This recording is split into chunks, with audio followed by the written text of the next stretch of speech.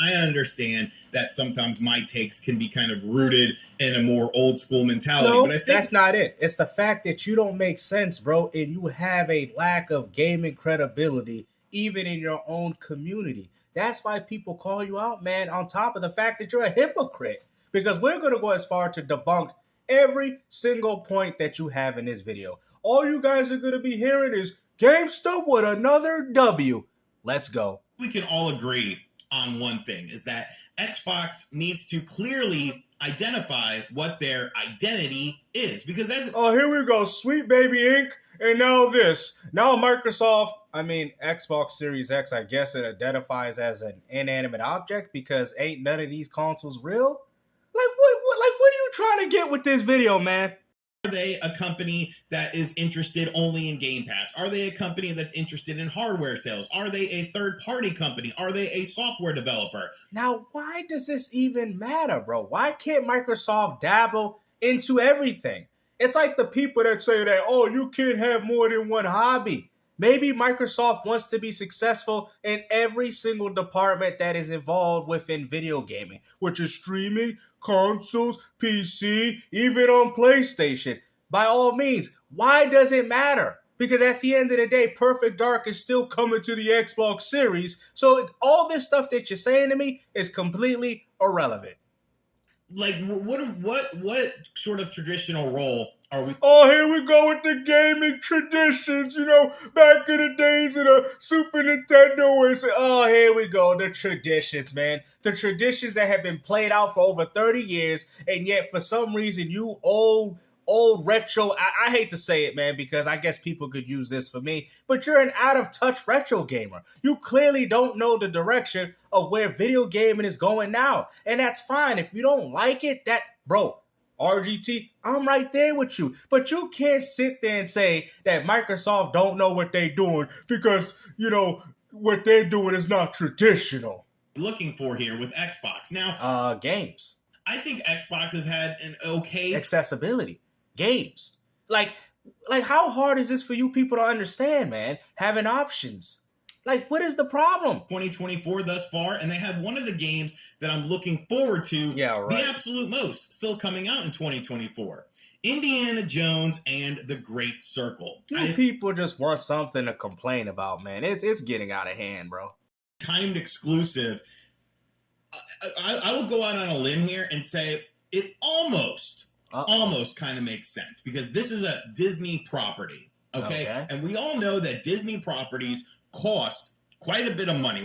Disney property. So I think if this game came out a year and a half later on the PlayStation 5, okay, what's the big deal? Nobody cares, bro. Baldur's Gate dropped on Xbox Series X in probably, about a few months. Come on, bro. These are the type of opinions and statements that you guys are using.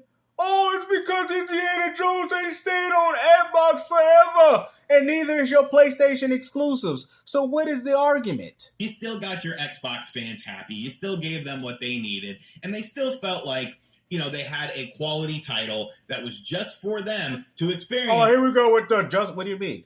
Gamers on PC can play the game too. So it's not just for people that play on Xbox. System that they bought.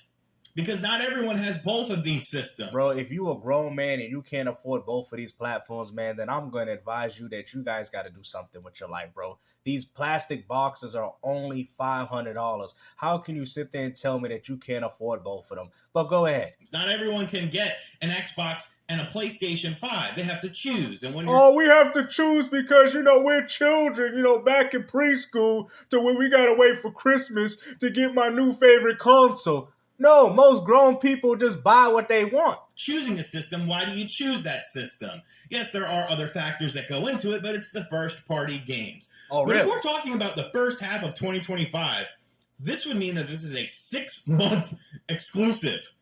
6 months. That didn't stop you guys from hyping up Baldur's Gate. Matter of fact, that's not even stopping you guys from hyping up Black Myth Wukong. So what is the argument here, man? Okay, we're dealing with a lot of timed exclusivities, but I've explained to you guys already that exclusivity doesn't matter. But yet you people are still holding on to the concept of that. And I know what you're saying. Well, I mean, that's 6 months. You know, Xbox gamers get it first, and I agree with you on that. But you have to remember what this is. This is a AAA game in 2024.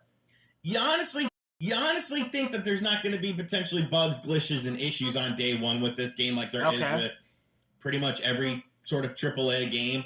It's almost like Xbox users are going to be somewhat beta testers for this. And so when Baldur's Gate 3 dropped on PS5, you guys was just beta testing? When the game came out on PC before it came to PS5, you guys were just beta testing?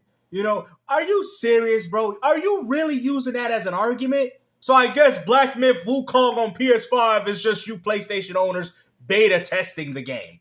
Are you serious, bro? You're going to go as far to say that? Come on, man. I mean, at this point, man, RGT 85 has completely lost the plot. And if any of you people think that this dude has any form of gaming integrity, please unsubscribe from my channel right now, bro. Because you guys clearly don't know what real gaming is all about.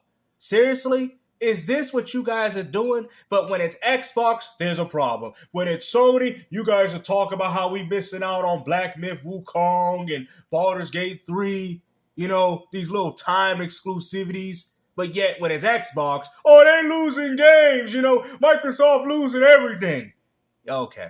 Game releases on PlayStation 5 once they've, figured out all the kinks and, ironed out all the issues. And then bro, you see, he's even laughing because he knows he's not making any sense, bro. You're acting like a fanboy, bro. And to be honest with you, you're grifting right now.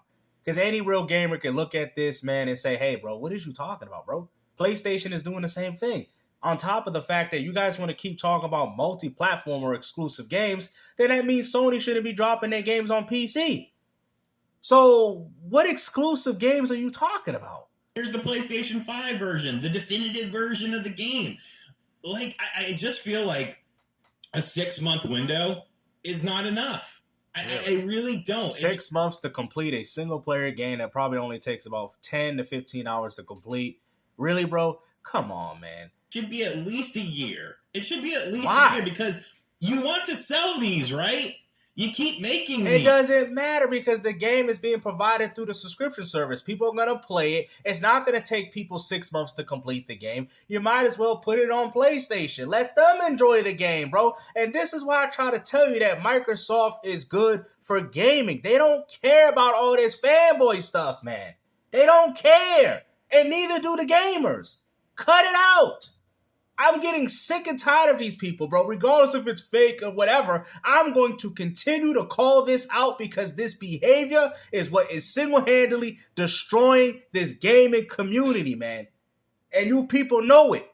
You keep talking about your next console generation, but I feel like I don't know.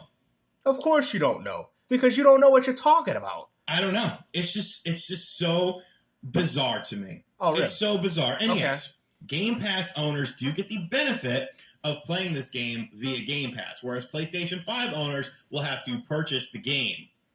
Okay, Microsoft will make some money on those purchases, obviously. So from a financial standpoint, it kind of does make a bit of sense.